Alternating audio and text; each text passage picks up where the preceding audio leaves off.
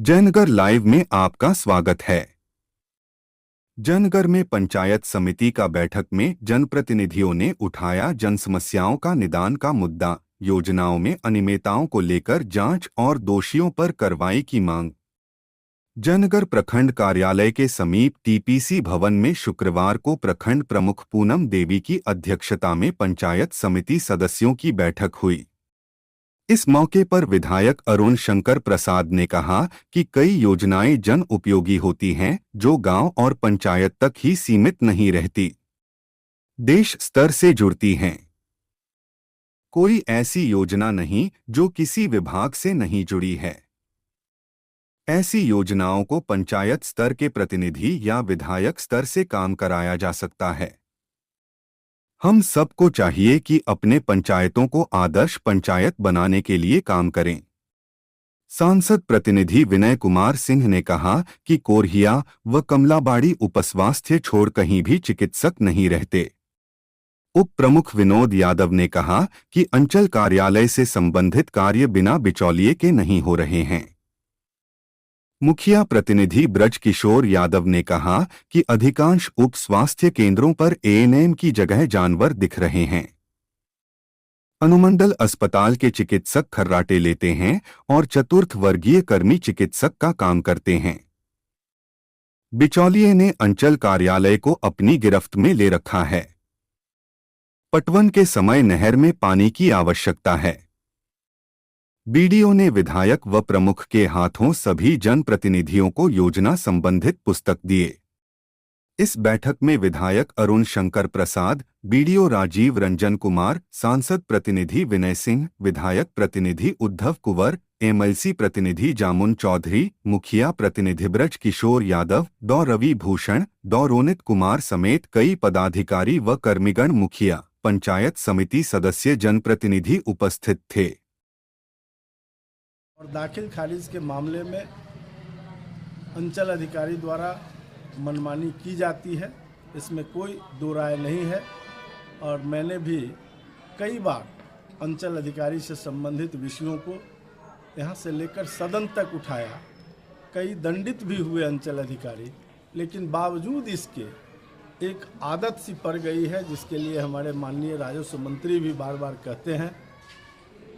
सैकड़ों अंचल अधिकारी को दंडित किया गया है, उसके बावजूद भी एक प्रक्रिया सी बन गई है और सरकार एक तरफ भूमि सुधार के काम में लगी हुई है और उस भूमि सुधार के काम में जो लोग बाधा बन रहे हैं, ऐसे लोगों को छोड़ा नहीं जाएगा। वो सब दंडित होंगे जो इसमें बाधक बनेंगे। दूसरी तरफ शिक्षा से संबंधित विषयों को हमने देखा है, संपुष्टि के क्रम में अनुपालन प्रतिवेदन में आया हुआ है। बीओ हमेशा इस बैठक से निकली रहती है, वहाँ उपस्थित नहीं होती है। बीओ के द्वारा यहाँ के लोग संतुष्ट नहीं है उनके कार्यकलाप से। उसके लिए मैं यहाँ जो मुझे जानकारी प्राप्त हुई है उसके आधार पर सरकार को हम लोग लिखेंगे। और एक चिकित्सक के संबंध में भी जानकारी मिली है कि वो रात को अपने ड्यूटी आवर में जाकर सो जाते हैं, सही ढंग से ड्यूटी नहीं करते हैं। तो आज ही हम सिविल सर्जन से इस मामले पर बात करेंगे और उन पर सम्यक कार्रवाई या निर्देश जो भी हो सकता है उनकी ओर से मुझे लगता है कि दिया जाएगा। तो इस तरह की कई विकासात्मक विषयों पर चर्चा हुआ और मैंने अपनी ओर से भी सभी जनप्रतिनिधियों से अनुरोध किया कि संसदीय लोकतंत्र में जनप्रतिनिधियों की भूमिका बड़ी ही महत्वपूर्ण होती है और इसको हम सब लोगों को अपने विचारों के माध्यम से व्यक्त करना चाहिए, विषय को उठाना चाहिए, उसका समाधान भी ढूंढना चाहिए। लेकिन हम सब लोग भी अपनी सूचिता और पारदर्शिता के साथ समग्र विकास को ध्यान में रखकर हम सब लोग काम करें। तो मुझे लगता है कि हम सब का लक्ष्य एक ही है कि विकास दूर तक जाए, वहाँ तक जाए जिन घरों में आज भी चिराग ठीक से नहीं जल रहे हों। हमारी पहली प्राथमिकता वैसे लोग हैं जो आज भी अभाव में जी रहा है। आज इतने देश के आगे बढ़ने के बाद हमारी अर्थव्यवस्था 5वें नंबर की है दुनिया में, बावजूद इसके जो गरीब हैं उनके ज़िंदगी में अगर सुधार नहीं हुआ है तो हम सबको और परिश्रम से काम करना पड़ेगा। इन्हीं विषयों को हमने सदन में भी अपने सभी साथियों के साथ शेयर किया है और उनसे भी अनुरोध किया है कि इस दिशा में हम सबको काम करना चाहिए। पीडीएस का भी सर मामला है जिसमें 5 किलो अनाज के बदला 4 किलो ही दिया जा रहा है। पीडीएस के भी मामले में 5 में 4 किलो अनाज देने की बात पिछली बैठक से ही लंबित है, उसका भी अनुपालन प्रतिवेदन में आया है और उन सारे अधिकारियों 3 अधिकारियों पर हमने देखा है, एमओ पर, बीओ पर और एक कोई सीडीपीओ पर, 3 अधिकारियों पर निंदा प्रस्ताव भी आज लगता है कि पारित होगा इस सदन से और उसके बाद सरकार को जाएगा। क्या सर होगा निंदा प्रस्ताव पारित? कमला नहर से भी सर कोई अधिकारी नहीं आए हुए थे। कमला नहर से अधिकारी के नहीं आने का क्या कारण है वो बता भी नहीं पाए हैं और मुझे लगता है कि आज बीडीओ साहब ज़रूर नोटिस करेंगे उन लोगों को भी कि वो क्यों नहीं आए। अगर उनको सूचना विधिवत मिली है और तब नहीं उपस्थित होना, ये दुर्भाग्यपूर्ण है।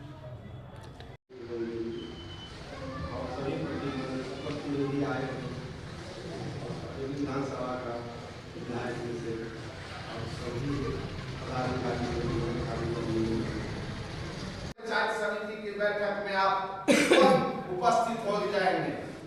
माननीय प्रखंड विकास पदाधिकारी अंचलाधिकारी को कह रहे हैं और अगर मैं कहता हूं सदन से अगर आज वो हाई कोर्ट में गई है तो हाई कोर्ट का हमको पेपर पत्रांक दिनांक दिखाया जाए कि वो आज कहां हाई कोर्ट में उपस्थित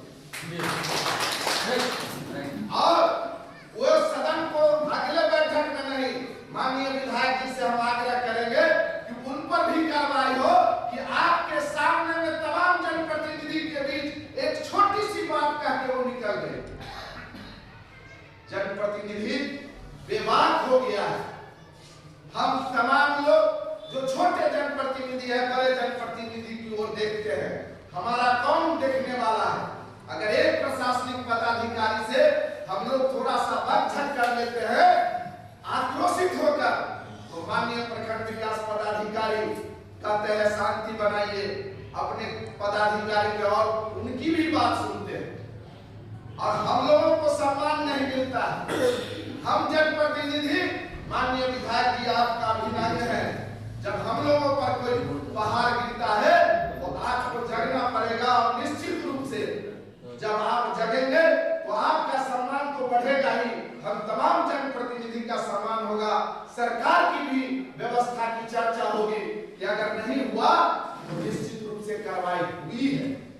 जो अनुमंडल अस्पताल का स्थिति है उसमें डॉक्टर नहीं रहने पर सांप काटने वाले मरीज का कौन देखेगा? वो 4th ग्रेड का कर्मचारी नस को पकड़ता है, पानी का बोतल टांग दिया जाता है, उसका इलाज चलता रहता है।